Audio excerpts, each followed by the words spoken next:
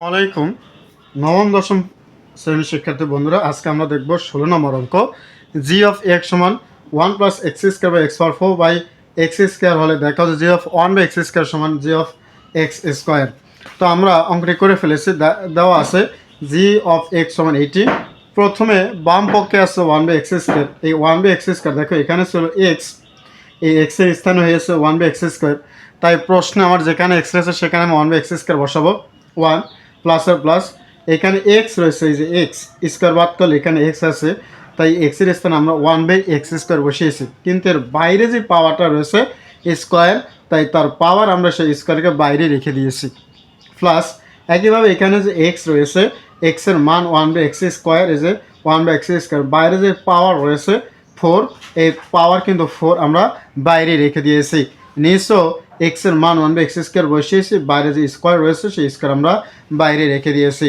এরপর 1 প্লাসের প্লাস, 1 এর স্কোয়ার করলে 1, আর এখানে এক্স পাওয়ারে গুণ করা লাগে, তাই 2 দুগুণে 4 প্লাস 1 এর পাওয়ার আমার যাই থাক 1 1ই থাকবে, আর এই পাওয়ার এই হোল পাওয়ারে গুণ করা লাগে, তাই 4 দুগুণে 8, নিচে একই কাজ করেছি।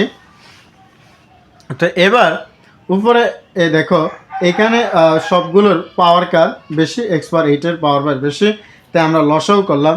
লসাগু করার সময় বীজগণিত লসাগু করার সময় পাওয়ার যার বেশি হবে সেটি আমার লসাগু চলে আসবে। তাই এখানে আমার লসাগু হচ্ছে এক্স পাওয়ার 8। এই এক্স পাওয়ার 8কে এখানে সরাসরি উপরে যে অঙ্কটা রয়েছে সংখ্যা, সে 1কে আমরা গুণ করলাম। এক্স পাওয়ার 8 দিয়ে 1কে গুণ করলে এক্স পাওয়ার 8 হয় এক্স পাওয়ার 8 প্লাসের প্লাস, এক্স পাওয়ার 4 দিয়ে আমরা এক্স পাওয়ার 8কে ভাগ করব। আর ভাগের সময় বন্ধুরা, ভাগের সময় পাওয়ারে গুণ করা লাগে। এক্স পাওয়ার 8কে আমরা ভাগ করবো এক্স পাওয়ার 4 দ্বারা, তাই এখানে এক্স, দুইটি এক্স থেকে আমরা একটি এক্স আনবো। ভাগের সময় পাওয়ারে করা লাগে বিয়োগ, তাই 8 থেকে 4 বিয়োগ করলে থাকে 4, সুতরাং এক্স পাওয়ার 4 প্লাস এক্স পাওয়ার 8, এক্স পাওয়ার যায় 1 বার, 1 দিয়ে 1কে গুণ করলে 1 ওকে 1। আসলে বুঝতে পেরেছো, নিচে কোনো ঝামেলা নাই। উপরের অংশটুকু আমরা বসিয়ে দিলাম, এটা হচ্ছে ভাগের বিরুদ্ধ গুণ, নিচে আছে এক্স পাওয়ার 4, এটা চলে যাবে উপরে 1, নিচে চলে আসবে, প্রয়োজন নেই। এই এক্স পাওয়ার 4 দ্বারা এক্স পাওয়ার 8কে কাটাকাটি করবো, অর্থাৎ ভাগ করব। ভাগ করার জন্য পাওয়ার 8 থেকে পাওয়ার 4 মাইনাস করে থাকে পাওয়ার 4, উপরে যে অংশ থাকে এই অংশ, এটা হচ্ছে আমার বাম পক্ষ।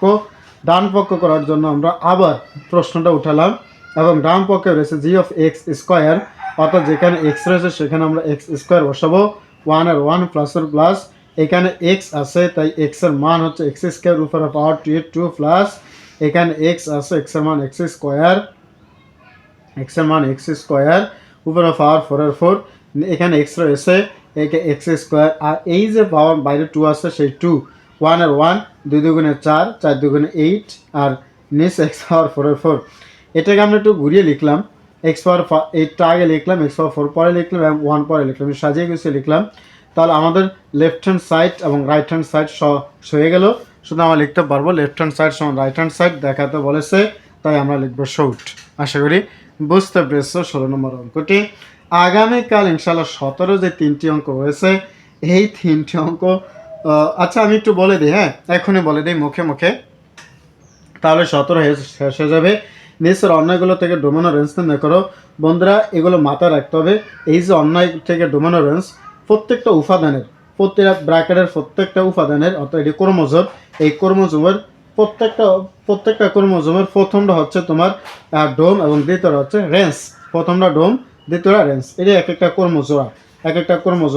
তো এই ক্রোমোজোরার প্রথমটা হচ্ছে তোমার কি ডোম, দ্বিতীয়টা হচ্ছে রেঞ্জ।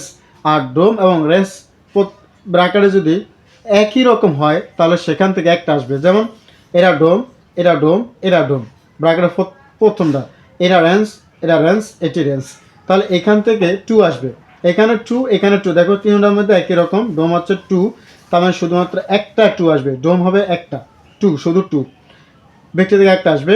আর রেঞ্জ দেখো এখানে 1, এখানে 2, এখানে 3, তার রেঞ্জ হবে 1 2 3, শেষের দিক, এটা ক নম্বর শেষ।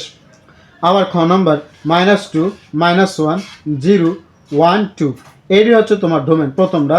আর দ্বিতীয় রেঞ্জ 4 1 0 1, তো এখানে নিয়েছো আগেই, তাই 1 আর আসবে না, সুতরাং হবে 4 1 0, আবারও 4 আছে, সুতরাং রেঞ্জ হবে তোমার 4 1 0, রেঞ্জ হবে 4 1 0, অর্থাৎ মিলে গেলে সেখান থেকে আমরা একটা লিখব। আবার ক নম্বর, প্রত্যেকটা ব্র্যাকেটের প্রথমটা হাফ, 1, এইখানে 1 দুইটা থেকে একটা আসবে, তাই হাফ 1 5/2, এখানে 5/2 আরেকটা আছে, তাই হাফ 1 5/2 হবে তোমার অ্যান্সার ডোমেন। আর অ্যান্সার হবে 0 1 -1 2 -2। আশা করি বুঝতে পেরেছো 17 নম্বর। তাহলে 16 17 ক্লিয়ার। আমরা 18 নম্বর অঙ্কগুলো করবো, যেটি খুবই গুরুত্বপূর্ণ। পরবর্তী ভিডিওতে ধন্যবাদ সকলকে।